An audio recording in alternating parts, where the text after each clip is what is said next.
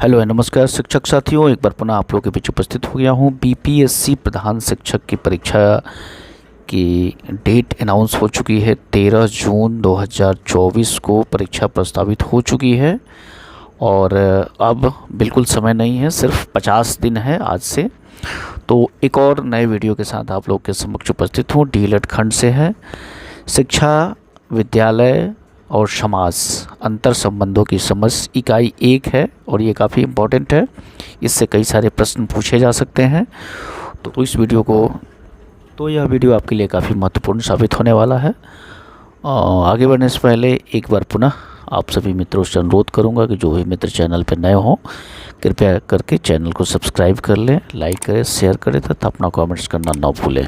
मित्रों, पिछले वीडियो में हम लोगों ने शिक्षा की अवधारणा, शिक्षा क्या है, विभिन्न विद्वानों के द्वारा शिक्षा पर दी गई वक्तव्यों के बारे में हमने पढ़ा। अब हम लोग इसमें देखेंगे कि शिक्षा और विद्यालय और समाज तीनों आपस में कैसे कैसे संबंध रखता है और शिक्षा की प्रक्रिया क्या होती है, शिक्षा के कौन कौन से अंग होते हैं और कौन कौन से इसके चरण होते हैं, इसके बारे में हम लोग जानेंगे। तो आइए शुरू करते हैं। सबसे पहले हम लोग देखें कि शिक्षा किस प्रकार से बच्चों के जन्मजात गुणों को विद्यालयी शिक्षा द्वारा विकसित करती है। शिक्षा न केवल व्यक्तित्व के विकास में योगदान देती है बल्कि सामाजिक मूल्यों तथा आवश्यकताओं की भी पूर्ति करती है। इसका मतलब ये हुआ कि शिक्षा एक ऐसी प्रक्रिया है जो मनुष्य की जन्मजात शक्तियों का स्वाभाविक और सामंजस्यपूर्ण विकास में योगदान देती है तथा उसकी व्यक्तित्वता का पूर्ण विकास करती है एवं उसे जीवन और नागरिकता के कर्तव्यों और दायित्वों के लिए तैयार करती है। यह उसके व्यवहार, विचार, दृष्टिकोण में ऐसा परिवर्तन करती है जो समाज, देश और विश्व के लिए हितकर होती है। तो इस प्रकार शिक्षा एक ऐसा प्रोसेस है जो हमें निरंतर आगे बढ़ने के लिए प्रेरित करते रहती है। आगे बढ़ते हैं, देखते हैं मित्र, शिक्षा क्या है। एक सविचार, डेलिबरेट प्रक्रिया है, सविचार प्रक्रिया है। यह प्रक्रिया उद्देश्यपूर्ण होती है, बहुत इंपॉर्टेंट है, इसे याद रखेंगे मित्र। यह उद्देश्य परिवर्तन तथा विकास से संबंधित है। शिक्षा सीखने तथा सिखाने की एक प्रक्रिया है। शिक्षा की यह प्रक्रिया जब औपचारिक दृष्टि से छात्र और अध्यापक के बीच चलती है तो उसे द्विमुखी प्रक्रिया कहते हैं, परंतु जब छात्र अध्यापक के साथ सामाजिक शक्तियों को जोड़ दिया जाता है तो इसे त्रिमुखी प्रक्रिया माना जाता है। शिक्षा के अंग कौन कौन से होते हैं, बहुत इंपॉर्टेंट है, यह अक्सर परीक्षाओं में पूछा जाता है कि शिक्षा के कितने अंग होते हैं। तो शिक्षा के 3 अंग होते हैं, बहुत इंपॉर्टेंट, इसे याद रखेंगे मित्र। पहला अंग क्या है, शिक्षक, दूसरा अंग बालक और तीसरा अंग क्या है, पाठ्यक्रम। तो शिक्षक, बालक और पाठ्यक्रम शिक्षा के 3 महत्वपूर्ण अंग होते हैं और इसे विश्व प्रसिद्ध जो शिक्षाविद है जॉन डीवी, इन्होंने भी इस प्रक्रिया को सही माना है कि शिक्षा के 3 अंग होते हैं, शिक्षक, बालक और पाठ्यक्रम। आगे बढ़ते हैं मित्र, शिक्षा का जो प्रोसेस है उस पर हम लोग चलते हैं। तो पहला जो प्रोसेस है शिक्षा द्विमुखी प्रक्रिया, मतलब कि एजुकेशन बाईपोलर प्रोसेस। यह किसने कहा था, एडम्स ने कहा था, इसे याद रखेंगे।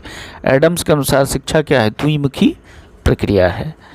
शिक्षा एक ऐसी प्रक्रिया है जिसमें एक व्यक्ति दूसरे व्यक्ति को ज्ञान प्रदान करके उसके व्यवहार को विकसित तथा परिवर्तित करता है।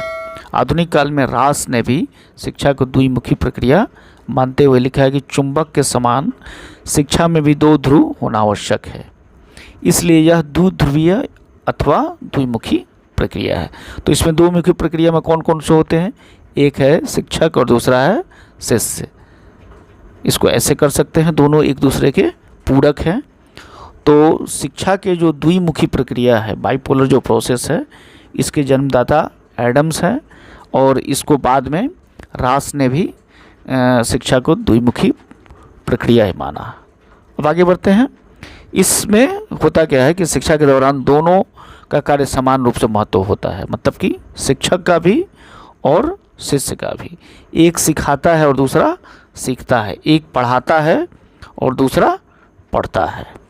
शिक्षक पथ प्रदर्शक का काम करता है तो शिष्य क्या करता है, उसका अनुगमन करता है।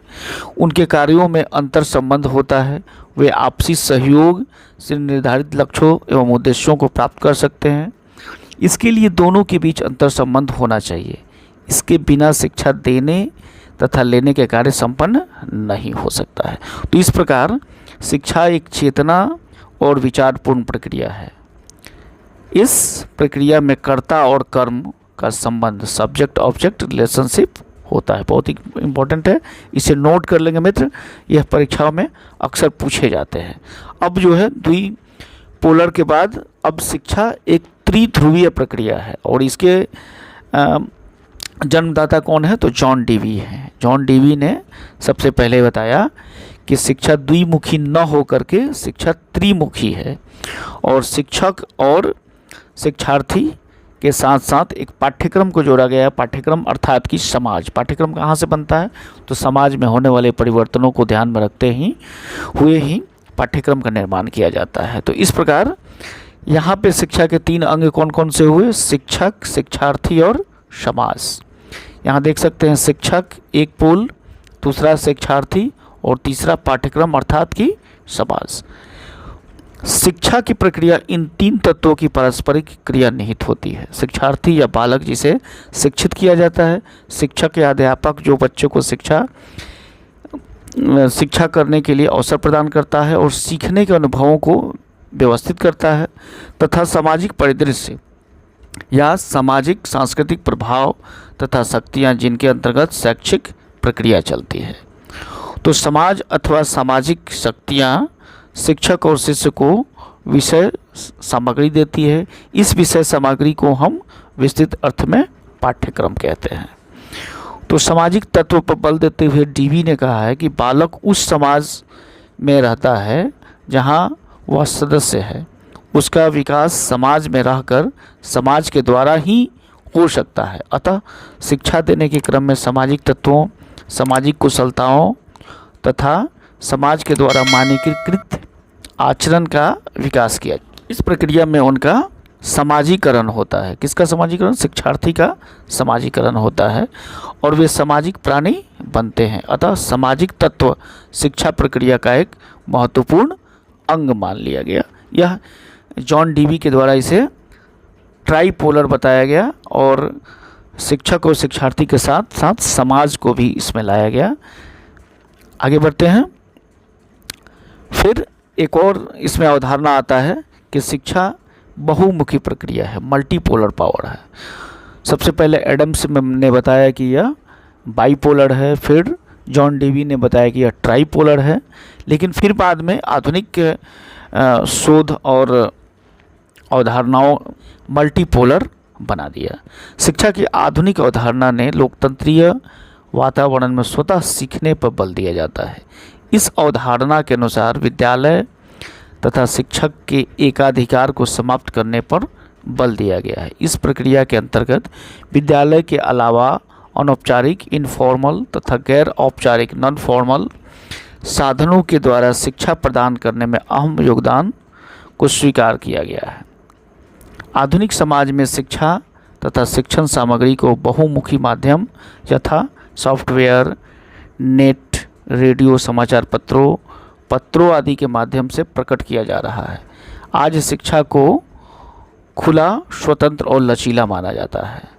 तो इस प्रकार शिक्षा पहले क्या थी, द्विमुखी थी, त्रिमुखी थी, फिर द्विमुखी त्रिमुखी न होकर के अब क्या बन गई, बहुमुखी प्रक्रिया बन गई।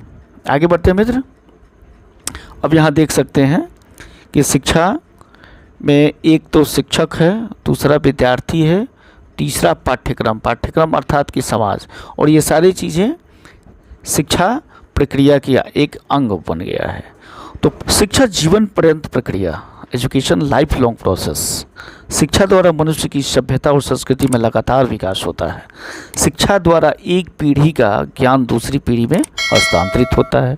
शिक्षा के स्थानांतरण के लिए समाज विद्यालय का सहारा लेता है और एक विशेष काल में विद्यालयी शिक्षा के उद्देश्य, पाठ्यचर्या और शिक्षण विधियों सब इसमें निश्चित होते हैं। समाज में परिवर्तन के साथ ये सभी कारक बदलते रहते हैं। समाज की आवश्यकताओं के अनुसार शिक्षा के दौरान शिक्षण विधियों, पाठ्यचर्या और उद्देश्यों में बदलाव किए जाते हैं।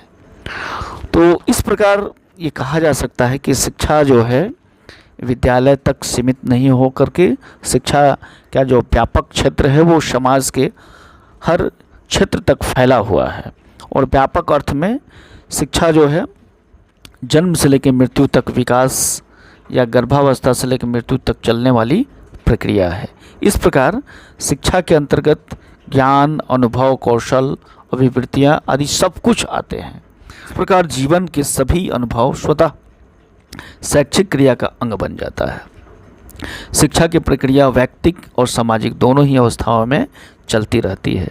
शिक्षा के इस अर्थ में उन सभी मूल्यों, अभिवृत्तियों तथा कौशलों को जिन्हें समाज बच्चों में डालना चाहता है, विकसित करने संबंधी सभी प्रयत्न सम्मिलित होते हैं। इस प्रकार हम कह सकते हैं कि शिक्षा क्या है, जीवंत पर्यंत चलने वाली एक प्रक्रिया है। और इस प्रक्रिया में शिक्षक, शिक्षार्थी, पाठ्यक्रम अर्थात कि समाज तीनों ही आपस में अंतर संबंधित है। बहुत बहुत धन्यवाद मित्र, वीडियो के अंत तक बने रहने के लिए।